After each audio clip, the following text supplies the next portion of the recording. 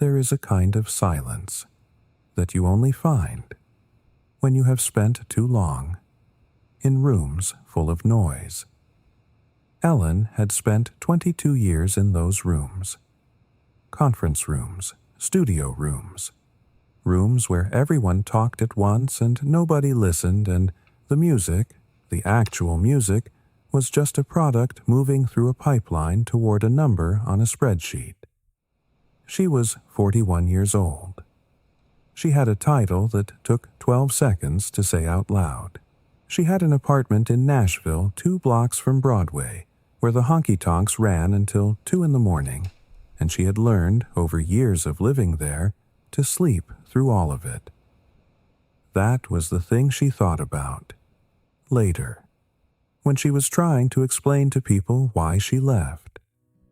Not the exhaustion, not the politics of the industry, not the slow accumulation of compromises that had turned her from someone who loved music into someone who managed it. Just that, she had learned to sleep through music. And the morning she realized it, she was sitting at her kitchen table at 6 a.m. with a cup of coffee, and someone on the street below was playing a guitar, and she had reached for her phone to check her emails before she had even registered that there was music happening outside her window. She put the phone down. She listened. A man on the sidewalk below. She couldn't see him, only hear him, playing something slow and unpolished and completely without agenda. Not for an audience. Not for a streaming number. Just playing. She sat at the kitchen table and listened until he stopped. Then she opened her laptop and wrote her resignation. She had grown up in a small town in western Kentucky called Cadiz, pronounced KD's by everyone who lived there, which confused every person who had ever driven through. Her mother had played piano at the Baptist church for 30 years. Her father had sung in a bluegrass quartet that practiced in the garage every Thursday night, and never played anywhere except county fairs and the occasional wedding. She had grown up understanding that music was something people did, not something people sold. She had gone to Nashville at 19 with a voice and a guitar and a belief that the two things could be reconciled. She had discovered, fairly quickly, that they could not. Not in the way she had imagined. She had pivoted, the way smart people pivot when the door they aimed for doesn't open, into the business side. Contracts, licensing, artist development. She was good at it. She was very good at it, and she had not played her guitar in 11 years. The resignation letter took 4 minutes to write. She had been composing it in the back of her mind for longer than she could honestly say. She sent it before she could reconsider, because she knew herself well enough to know that reconsidering was the thing she was most dangerous at. Then she sat at the kitchen table with her cold coffee and the empty street below and thought, now what? The listing had appeared in her email 3 weeks earlier. She had not been looking for property. She had not been looking for anything specific, which was perhaps why the listing had stopped her when it appeared in a local Tennessee newsletter she barely remembered subscribing to. $500. She had almost scrolled past it. Then she had looked at the photograph. It was a single image, taken on a phone, slightly crooked, the kind of photograph that real estate agents do not take. A wooden building at the edge of a creek. 2 stories, a covered porch running the full width of the front. The wood weathered to a silver gray that was not the gray of neglect, but the gray of time. The color wood goes when it has been standing long enough to make peace with the weather. A hand-painted sign above the door. The letters faded almost to nothing. She had zoomed in on the photograph until it pixelated. She had stared at it for a long time. Then she had saved the listing and closed her laptop and gone to bed and not thought about it.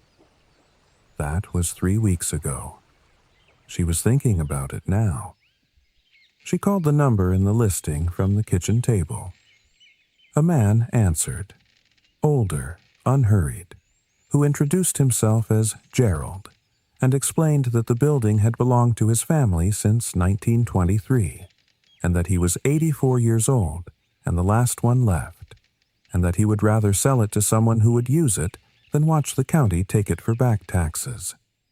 A pause. She drove from Nashville to Hardin County on a Thursday morning in April. 2 hours south and west. Into the part of Tennessee that doesn't appear in the travel articles. Not the Smoky Mountains. Not Memphis. Not the country music corridor that tourists followed like a well-worn path. This was the other Tennessee. The one that had been there before the tourism and would be there after. Flat farmland giving way to rolling timber country. 2-lane roads where you could drive for 20 minutes without seeing another car. The kind of landscape that asked nothing of you. Which was, she was realizing, exactly what she needed. Miller Creek Road was unpaved. Red gravel and packed earth, the road following the line of the creek, which appeared and disappeared through the tree line on the left side. She heard the creak before she saw the building. That mattered, though she couldn't have explained why at the time. The store appeared around a bend. She stopped the car. It was exactly the photograph and completely different from the photograph. The photograph had shown her the shape. It had not shown her the way the morning light came through the sycamore trees and fell across the silver-gray wood. It had not shown her the creek running clear over flat limestone 10 feet from the porch. It had not shown her the way the building sat in the landscape, not imposed on it, not cleared for, but fitting into it. The way things fit when they have been in one place long enough to belong there. Gerald was waiting on the porch. 84 years old. Small and deliberate, moving with the careful economy of someone who had learned not to waste motion. He shook her hand and looked at her the way old people look at younger people when they are deciding whether to trust them. Not with suspicion, with consideration. Something shifted in his expression. He nodded once and opened the door. Inside, the store smelled like wood and dust and something she couldn't identify for a moment, and then identified. Rosen. The smell of violin rosen. Faint, years old, but present. The ground floor was a single large room. The original store fixtures were still there. Long wooden counters along 2 walls, shelves floor to ceiling, a pot-bellied stove in the center with its flue pipe still connected to the ceiling. The shelves were mostly empty. Mostly. On the shelves behind the far counter, arranged with a care that was immediately apparent, were records. Not a few records.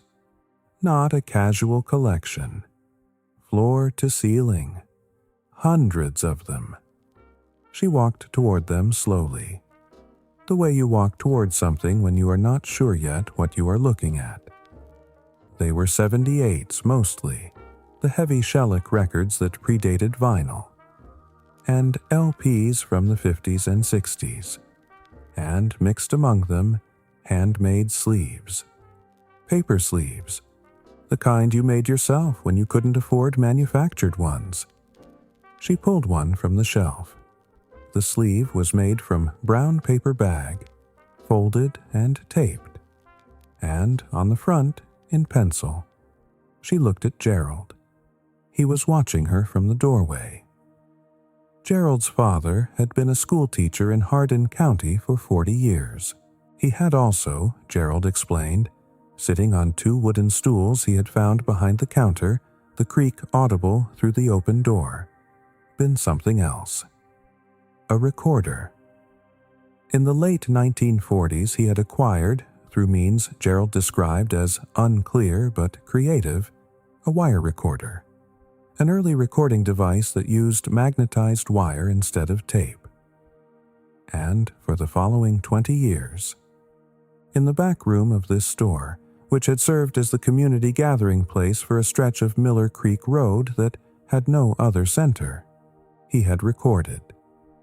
Not professionally. Not with any commercial intent.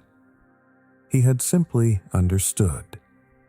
This was a thing Gerald said quietly, without drama, as if it were obvious, that the music people made in a place was that place's memory, and that without someone paying attention, it would disappear. Gerald looked at the shelves. He paused. She looked at the shelves again. Hundreds of records. Hundreds of sessions. 20 years of a community's music, recorded by a schoolteacher who understood that memory needed a keeper, and kept in a store on a creek road in Hardin County for 70 years, waiting. Gerald was quiet for a moment. She paid Gerald $500 in cash, which she had stopped at an ATM in Savannah, Tennessee to withdraw, and which she placed on the wooden counter in 5 folded bills, and which Gerald looked at for a long moment before he folded them into his shirt pocket without counting them. Gerald picked up his hat from the counter, walked to the door, stopped. He put on his hat, and he walked out to his truck and drove slowly down Miller Creek Road until the sound of the engine was gone and there was only the creek. She slept in the car that first night. She had not planned to stay, but the afternoon had turned to evening while she was sitting on the porch listening to the creek, and she had realized she wasn't ready to leave. And the back seat of her car was more comfortable than the drive back to Nashville. She woke before sunrise, stiff, cold, completely, unexpectedly, at peace. She made coffee on a small camp stove she kept in the trunk for reasons she had never been able to explain to anyone who asked, and sat on the porch in the gray pre-dawn light and listened. The creek. Birds she couldn't name. The sound of the sycamore leaves in the small wind that came before the sun. She had not sat and listened to anything without simultaneously doing something else, in longer than she could honestly remember. She stayed 3 days. She drove to the hardware store in Savannah and bought a broom and cleaning supplies and a padlock for the door. She swept the ground floor. She wiped down the shelves. She did not touch the records. She understood, without having to think about it carefully, that the records were not hers to handle yet. She needed to know what she had before she touched it. She called a friend in Nashville, a sound archivist named Paul, who worked at a university, and who answered her description of the collection with a silence that she recognized as professional restraint, covering significant excitement. Another silence. Paul came Friday. He spent 6 hours in the store without stopping for lunch. He moved through the shelves with cotton gloves and a flashlight and the focused attention of someone doing the most important work they had done in years. At the end of the 6 hours, he sat on the porch with her and looked at the creek for a long time before he spoke. It was becoming a familiar question. He paused. She looked at the creek. She thought about a schoolteacher who had understood that music was memory, and that memory needed a keeper. He stopped. Cora lived on the next road over. a woman of 78 who had the specific quality of someone who had been paying attention her whole life and had stored everything carefully. She answered the door on Ellen's second knock, studied her for a moment, and said they sat at Cora's kitchen table with coffee and a plate of biscuits that Cora had clearly not made for this occasion but offered without ceremony. And Ellen told her about the records, about the handmade sleeves, about the 1957 sessions, about a schoolteacher who had understood that a community's music was its memory. Cora was quiet for a long time when Ellen finished. She was looking at her coffee cup. Then she said. She paused. She looked up at Ellen. Her eyes were very clear. The first playback happened on a Tuesday evening in May. Paul had brought a portable transcription turntable, and they set it up on the wooden counter in the store. And Cora sat on a stool in front of it, and Ellen lowered the needle onto the 1957 session. The sound that came out was imperfect. Crackle and hiss and the specific warmth of old shellac. And underneath, a banjo, clear and unhurried, playing something without a name, or with a name that only the people in that room in 1957 had ever used. Cora put her hand over her mouth. She did not speak for a long time. When she did, her voice was steady, the way voices are steady when people have decided to be steady. Ellen did not say anything. There was nothing to say. There was only the banjo, playing in a room on Miller Creek Road, 68 years after the man who played it had died. Still unhurried. Still itself. Still here. The word spread the way things spread in small communities. Not through announcement, through conversation. Cora told her sister. Her sister told a woman at church. The woman at church had a husband whose mother appeared on the 1962 sessions. Within 3 weeks, Ellen had met 11 people whose families were in the recordings. They came to the store on Miller Creek Road on a Saturday afternoon, some of them driving an hour, and she played the sessions one by one, and the room filled with the specific silence of people hearing something they thought was gone, and realizing it wasn't. An elderly man named Dorsey, who was 81 and had driven from Memphis, sat perfectly still through the entire 1959 session, and at the end said, he looked at the turntable. Ellen looked at him. She did not go back to Nashville. She had known it the way she had known other true things, not as a decision, as a recognition. She moved into the upper floor of the store, which had been a storeroom and became, with a second-hand bed and a wood stove and the same camp coffee maker she had used on the porch that first morning, something sufficient, something honest. The creek was 30 feet from the window she slept beside.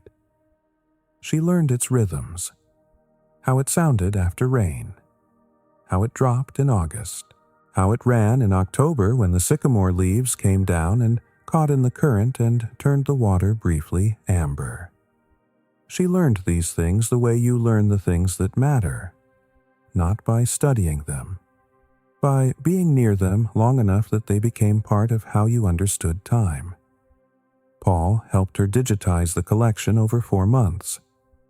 They worked 2 days a week, transferring each record with the care it deserved, logging every track, cross-referencing Gerald's father's logbooks, which she had found in a wooden box under the counter, meticulous records of every session. Who played, what they played, sometimes why. She read that entry 3 times. Then she wrote it on a piece of paper and tacked it to the wall above her workstation. Some songs don't need a name. The university came in the fall. Paul had submitted a formal documentation report, and a professor of American folk music had driven down from Nashville, and had stood in the store and looked at the shelves and said quietly, the way people say things when they are trying to contain a large feeling, there were grant conversations, archive conversations, conversations about academic partnerships and preservation funding and public access. She participated in all of them, carefully, making sure that whatever happened, the people whose families were in those recordings were part of every decision. Cora came to every meeting. She sat at the wooden counter with her coffee and her clear eyes and her 78 years of paying attention, and said what she thought, which was always the most useful thing in the room. At the end of one particularly long meeting about digital archiving formats, Cora looked at Ellen across the counter and said, she found her guitar in the second month, not her guitar, a guitar, behind a false panel in the back room that she discovered when she was measuring for shelving, a hollow in the wall about the size of a guitar case, and inside it, a guitar case, and inside that, a parlor guitar from the 1940s, its finish cracked with age, its strings long since snapped, but its neck straight and its body intact and its voice, when Paul restrung it and handed it to her, warm and small and completely itself. She sat on the porch that evening, with the creek running below and the sycamores going gold in the October light, and she played. Not well, 11 years away from an instrument shows, but she played. Something without a name, or with a name only she knew, and the creek ran, and the light changed, and the sycamore leaves came down one by one, and nobody heard it except the person playing it, which was, she understood then, exactly right. Some music is not for an audience. Some music is just the sound a person makes when they have finally found somewhere quiet enough to hear themselves again. She was 41 years old when she left Nashville. She had spent 22 years in rooms full of noise, learning to sleep through music. She was 42 when the first community listening session happened in the store on Miller Creek Road. 30 people sitting on chairs and stools and the porch steps, listening to their grandparents play. She sat in the back and watched their faces. She had spent her career making music into a product. She had never, not once, in 22 years, watched someone's face while they listened. A girl of about 10, Cora's great-granddaughter, sat cross-legged on the floor in front of the turntable, perfectly still, her eyes closed, listening to a woman sing who had died 30 years before she was born. She did not move for the entire song. When it ended, she opened her eyes and looked at Ellen and said, Ellen lowered the needle. The song began. The creek ran outside. The sycamore leaves came down in the October light, and in a store on Miller Creek Road in Hardin County, Tennessee, music that had been waiting 70 years to be heard was heard. Some things are not lost. They are only waiting for someone who knows how to listen. She had spent 22 years learning to stop listening. It had taken a creek in Tennessee, and a man on a sidewalk playing for no one, and $500, and an old store full of voices to teach her how to start again. She was starting, one song at a time,